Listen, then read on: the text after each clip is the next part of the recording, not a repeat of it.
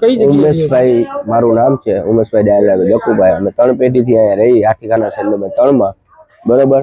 આ ગોપનાથ મંદિર રહ્યું ને અમારું વાણંદ સમાજનું, ત્યાંથી બચપનથી અમે હનુમાનની ડેરી જોતા આવીએ અને આ બધા માણસો અહીંયા હનુમાનની ડેરીને ધૂપ દીવા કરે જ છે. હમણાં આની પહેલા ખાલી ખટારા વાળા પાડી દીધી હતી, એને રિપેર કરાવી દીધી બરોબર. એટલે પછી આ ડેરી અમે કોકે કમ્પ્લેન કરી હોય તો ભાઈ પાછા ખેંચી લઈએ બરોબર. એના જૂની ડેરી છે એને કઈ પાડવાની થતી નથી પૈસા. કોર્પોરેશન શું કરી ગયું? એ તો અહીંયા કોર્પોરેશન કોકે અરજી દીધી હોય તો જ કરતા હોય ને, તો એને પાછી અરજી લોકો ખેંચી લે. અને આ ડેરી જૂની છે બાપ દાદા વખતની, એમને ભલે રે ડેરી.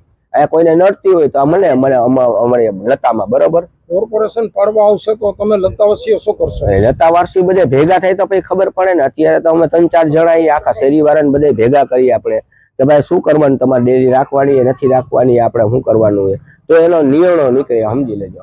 આ તો તમે ઓચિંતાને આવ્યા એટલે અમને ખબર પડી કે આ ડેરી પાડવાની એમ. સનાતન ધર્મની અંદર આ ભગવાનની ડેરી રાખવી એ તો રાખવી. આજે જે મારા પૂજા કરતા હોય, સનાતન ધર્મ તો એક અલગ વસ્તુ થઈ ગઈ. જે માણસ જેની વસ્તુની પૂજા કરતો હોય, એ જેના મા બાપ હોય એની પૂજા કરતો હોય, એ માણસ એવી રીતના વસ્તુ છે ભગવાને. બાલાજી મહાદેવી આ બધી વસ્તુ કેવી છે કે આજે તમારી કુળદેવી હોય યા મંદિર હોય, સમજી લેજો કે તમારા મા બાપ ને બે ઝાપટું મારી જાય તો સારું લાગે હે. આજે તમે તમારા મા બાપ બેઠા હોય અને તમારા બીજો છોકરો બોલવાનો તો છે ને કે ભાઈ આપણા મમ્મી પપ્પાના મારા એનો વાક શું છે.